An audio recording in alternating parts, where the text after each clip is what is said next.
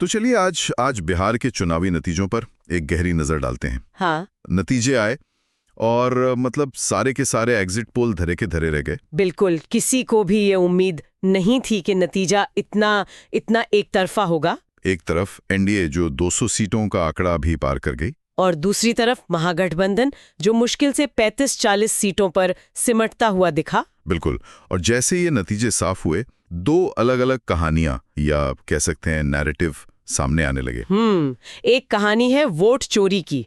महागठबंधन के समर्थक, उनके नेता सब यही कह रहे हैं। उनका आरोप है कि वोटर लिस्ट में बड़े पैमाने पर गड़बड़ी की गई, चुनावी प्रक्रिया में धांधली हुई। लेकिन एक दूसरी कहानी भी है जो उतनी ही मजबूती से कही जा रही है, और वो है काम चोरी की। सही। तो सवाल यही है कि क्या ये हार धांधली का नतीजा है या फिर विपक्ष की अपनी रणनीति, नेतृत्व और जमीनी मेहनत में ही कोई कमी थी। और आज हम इसी गुत्थी को सुलझाने की कोशिश करेंगे। हम आंकड़ों के पीछे की कहानी को समझेंगे, उस खामोश ताकत को भी जानेंगे, मतलब महिला वोटरों की, जिसने पूरे चुनाव का रुख ही पलट दिया। और ये भी समझने की कोशिश करेंगे कि विपक्ष की हार के पीछे असल वजह क्या थी, वोट चोरी या फिर काम चोरी। ठीक है, तो शुरुआत करते हैं उन आंकड़ों से जिन्होंने सबको इतना चौंका दिया। एनडीए को मिली करीब 202 सीटें। हाँ, एक बहुत बड़ी जीत। हाँ। लेकिन इस बड़ी जीत के अंदर भी कई छोटी छोटी दिलचस्प कहानियां हैं। जैसे बीजेपी का लगभग 89-91 सीटें जीतकर सबसे बड़ी पार्टी बनना। हाँ, और उससे भी ज्यादा हैरान करने वाली कहानी तो नीतीश कुमार की जेडीयू की है। 85 सीटें, करीब 85 सीटें। आप याद कीजिए, चुनाव से पहले तो कितने ही राजनीतिक पंडित उनके करियर का अंत लिख चुके थे। सब कह रहे थे कि इस बार वो बुरी तरह हारेंगे। और ये देखिए क्या शानदार वापसी की है उन्होंने। लेकिन इस चुनाव का असली छुपा रुस्तम तो शायद कोई और ही निकला।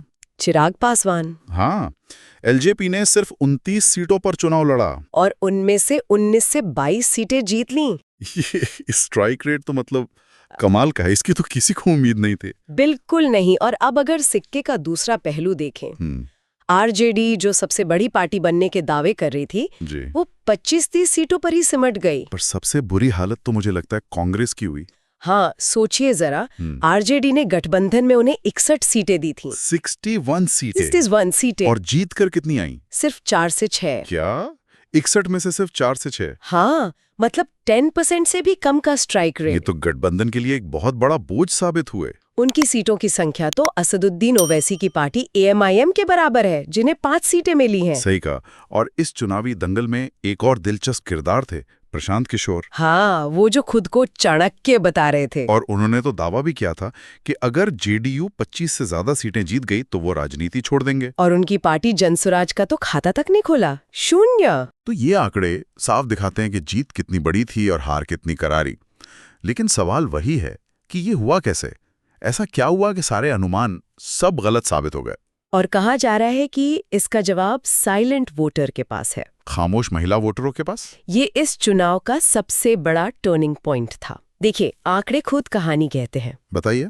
इस चुनाव में महिलाओं का वोटिंग प्रतिशत पुरुषों के मुकाबले लगभग 9% ज्यादा था। 9%? हाँ, 71.6% महिलाओं ने वोट डाला, जबकि पुरुष का आंकड़ा सिर्फ 62.8% था। बिहार के चुनावी इतिहास में ऐसा पहले कभी हुआ है? नहीं, ऐसा पहली बार हुआ है। तो ये जो 9% का इतना बड़ा अंतर है, जी, क्या ये सिर्फ उन 10,000 रुपयों का असर था जो मुख्यमंत्री महिला रोजगार योजना के तहत दिए गए? देखिए, पैसा निश्चित रूप से एक बहुत बड़ा फैक्टर था। चुनाव से ठीक पहले 1.21 करोड़ जीविका दीदियों के खाते में 10,000 रुपए भेजना एक मास्टर स्ट्रोक था। और ये जीविका दीदियां कोई आम महिलाएं नहीं है ना? बिल्कुल नहीं। ये सेल्फ हेल्प ग्रुप्स के जरिए बहुत अच्छी तरह से संगठित है। मतलब उन तक पहुंचना और उन्हें प्रभावित करना काफी आसान है। तो ये सिर्फ एक सरकारी स्कीम नहीं थी, ये एक सोची समझी चुनावी रणनीति थी। इससे भी बढ़कर इस स्कीम के साथ एक मनोवैज्ञानिक माहौल भी बनाया गया। कैसा माहौल? एक अफवाह जोर शोर से फैलाई गई कि अगर महिलाओं ने एनडीए को वोट नहीं दिया तो ये पैसे उनके खातों से वापस ले लिए जाएंगे। अच्छा। इस एक बात ने महिलाओं में एक डर भी पैदा किया और वोट देने की एक अर्जेंसी भी। तो ये एक ऐसी जमीनी लहर थी जिसे कोई भी एग्जिट पोल पकड़ ही नहीं पाया। बिल्कुल। तो क्या इसका मतलब ये हुआ कि दशकों से जिस MY यानी मुस्लिम यादव समीकरणों को बिहार की राजनीति का केंद्र माना जाता था, वो अब टूट रहा है? टूट रहा है, और उसकी जगह एक नया और शायद उससे भी ज्यादा मजबूत समीकरण ले रहा है, ME। ME मतलब? महिला और ईबीसी यानी अति पिछड़ा वर्ग। अच्छा। ये बिहार की राजनीति में एक बहुत बड़ा एक टेक्टोनिक शिफ्ट कह सकते हैं। एनडीए ने चुपचाप एक ऐसा वोटर बेस तैयार कर लिया जो जाति और धर्म की पारंपरिक दीवारों को लांघ गया। इंडिया की ये रणनीति तो साफ दिख रही है और जाहिर है कि कामयाब भी रही, लेकिन सवाल ये उठता है कि विपक्ष इसका जवाब क्यों नहीं दे पाया? क्या उनके वोट चोरी के आरोपों में वाकई कोई दम है या फिर कहानी कुछ और ही है? देखिए, विपक्ष कुछ तकनीकी मुद्दे तो उठा रहा है, जैसे एसआईआर। हाँ, इसका मतलब होता है स्पेशल इंटेंसिव रिवीजन। ये असल में चुनाव से ठीक पहले वोटर लिस्ट को अपडेट करने की एक प्रक्रिया होती है। ओके। विपक्ष का आरोप है कि इस प्रक्रिया के जरिए उनके वोटर्स के नाम हटा दिए गए। अब ये आरोप अपनी जगह है, इनकी जांच होनी चाहिए, लेकिन इतनी बड़ी हार को सिर्फ इन आरोपों से समझाना ये काम चोरी पर पर्दा डालने जैसा है। काम चोरी, ये शब्द बार बार आ रहा है। इसका असल में मतलब क्या है? कहाँ कमी रह गई विपक्ष से? इसे कई हिस्सों में देखना होगा। सबसे पहला और शायद सबसे बड़ा मुद्दा है नेतृत्व की विफलता। राहुल गांधी। हाँ, राहुल गांधी जो गठबंधन का राष्ट्रीय चेहरा थे, वो चुनाव प्रचार के सबसे जरूरी समय में विदेश यात्रा पर थे। और इतना ही नहीं, जब नतीजे आ रहे थे तब भी वो देश में मौजूद नहीं थे। ये तो वाकई हैरान करने वाली बात है। एक नेता अपनी पार्टी के लिए सबसे अहम लड़ाई के वक्त मैदान से ही गायब कैसे हो सकता है? ये सवाल तो जमीन पर मौजूद कार्यकर्ता भी पूछ रहे होंगे। बिल्कुल। राहुल गांधी ने जो कुछ रैलियां की भी, उनमें उन्होंने वही साया और वोट चोरी जैसे मुद्दे उठाए जो आम जनता से सीधे तौर पर जुड़ नहीं पाए। एक तरफ मोदी और अमित शाह 30-34 रैलियां कर रहे थे, बूथ लेवल तक का मैनेजमेंट देख रहे थे, और दूसरी तरफ विपक्ष का सबसे बड़ा नेता ही गायब था। और कांग्रेस पार्टी का प्रदर्शन तो हमने देखा ही। 61 में से सिर्फ 4 सीटें। ये दूसरी बड़ी कामचोरी थी। आरजेडी ने शायद जरूरत से ज्यादा भरोसा कर लिया उन पर। बिल्कुल। आरजेडी ने कांग्रेस को उसकी क्षमता से कहीं ज्यादा सीटें दे दी। उन 61 सीटों पर कांग्रेस का खराब प्रदर्शन सीधे सीधे पूरे गठबंधन को नीचे ले गया। अगर यही सीटें किसी और सहयोगी दल को मिली होती तो शायद नतीजा कुछ और होता। हो सकता है। और तेजस्वी यादव, उनसे भी तो काफी उम्मीदें थीं। तेजस्वी यादव वो 2 बड़ी गलतियां कर गए। पहली, वो अपने पिता के जंगल राज वाली छवि से बाहर नहीं निकल पाए। वो बिहार के लिए कोई मजबूत विजन पेश करने में नाकाम रहे। उनका प्रचार काफी हद तक पुरानी बातों पर ही टिका रहा। और दूसरी गलती? दूसरी और शायद सबसे बड़ी रणनीतिक भूल थी असदुद्दीन ओवैसी को नजरअंदाज करना। अच्छा, कैसे? तेजस्वी ने ओवैसी को चरमपंथी कहकर गठबंधन में शामिल करने से साफ मना कर दिया। इसका नतीजा ये हुआ कि सीमांचल के जो मुस्लिम बहुल इलाके हैं, वहां AIIM ने अकेले चुनाव लड़ा और आरजेडी का कोर मुस्लिम वोट काट दिया, जिसका सीधा फायदा एनडीए को मिला। सीधा फायदा। ओवैसी ने 5 सीटें जीती, लेकिन आप मान के चलिए कि कम से कम 15-20 और सीटों पर उन्होंने आरजेडी का खेल खराब कर दिया। और उनका वो नारा अब्दुल अब्दरी नहीं बिछाएगा, वो मुस्लिम युवाओं में काफी लोकप्रिय हुआ। उन्होंने एक साफ संदेश दिया कि मुस्लिम वोटर किसी पार्टी का बंधुआ वोटर नहीं है, उसे भी सत्ता में हिस्सेदारी चाहिए।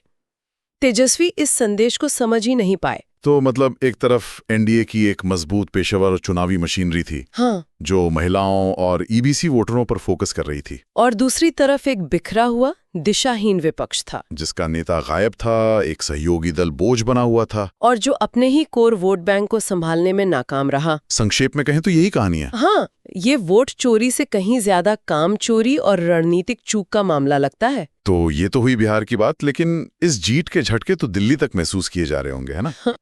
राष्ट्रीय राजनीति के लिए इसके क्या मायने हैं? बहुत गहरे मायने हैं। सबसे बड़ा तो ये कि ब्रांड मोदी और डबल इंजन सरकार का जो नैरेटिव 2024 के लोकसभा चुनाव के नतीजों के बाद थोड़ा कमजोर पड़ा था, उसे एक नई जान मिल गई है। अच्छा। विपक्ष को जो थोड़ी सी एक मनोवैज्ञानिक बढ़त मिली थी, बिहार के नतीजों ने उसे लगभग खत्म कर दिया है। तो क्या इसका मतलब ये है कि विपक्ष का इंडिया ब्लॉक, जिससे लेकर इतनी बातें हो रही थी, वो एक मजबूत विकल्प देने में अभी भी सक्षम नहीं है? ये नतीजे तो यही दिखाते हैं।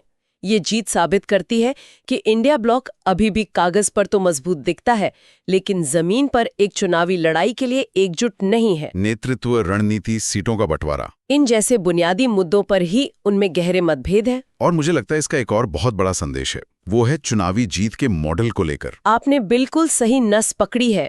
इस चुनाव ने कल्याणकारी योजनाओं को, खासकर महिलाओं को सीधे कैश ट्रांसफर करने वाली रणनीति को एक अचूक चुनावी मॉडल के रूप में स्थापित कर दिया है। और ये एक ऐसा मॉडल है जिसे अब दूसरे राज्य भी अपनाना चाहेंगे। बिल्कुल। हमें हैरानी नहीं होगी अगर आने वाले समय में उत्तर प्रदेश और बंगाल जैसे बड़े राज्यों में भी चुनाव से ठीक पहले ऐसी ही बड़ी कैश ट्रांसफर स्कीमें देखने को मिले। तो कुल मिलाकर बिहार का ये जनादेश सिर्फ जाति या धर्म के पुराने समीकरणों पर आधारित नहीं था। नहीं, ये महिलाओं पर केंद्रित कल्याणकारी योजनाओं, एक मजबूत चुनावी संगठन और विपक्ष की अपनी गलतियों का मिलाजुला नतीजा था। बिल्कुल। और विपक्ष की ये हार सिर्फ एक चुनावी हार नहीं है। तो क्या है? ये रणनीति, नेतृत्व और जमीनी जुड़ाव की पूरी तरह से विफलता है। और जब आप इन सब मोर्चों पर फेल हो जाते हैं, तब वोट चोरी का आरोप लगाना अपनी काम चोरी को छिपाने की एक कोशिश ज्यादा लगता है, जिसे बिहार की जनता ने फिलहाल तो नकार दिया है। सही कहा। यहाँ एक बड़ा सवाल भविष्य के लिए भी खड़ा होता है ना? एक ऐसा सवाल जिस पर हम सबको सोचना चाहिए। हाँ, और वो सवाल ये है कि जैसे जैसे राजनीतिक दल महिला जैसे खास वोटर समूहों को लुभाने के लिए सीधे कैश ट्रांसफर का इस्तेमाल बढ़ा रहे हैं, तो नीति आधारित यानी पॉलिसी बेस्ड लॉन्ग टर्म विकास वाले शासन का भविष्य क्या होगा? क्या ये सच में महिला सशक्तिकरण है या ये वोट खरीदने का एक नया और ज्यादा परिष्कृत तरीका है? बिल्कुल, ये एक ऐसी महीन रेखा है जो कल्याण और चुनावी रिश्वत के बीच खींची है और जो लगातार धुंधली होती जा रही है। इस पर सोचने की जरूरत है।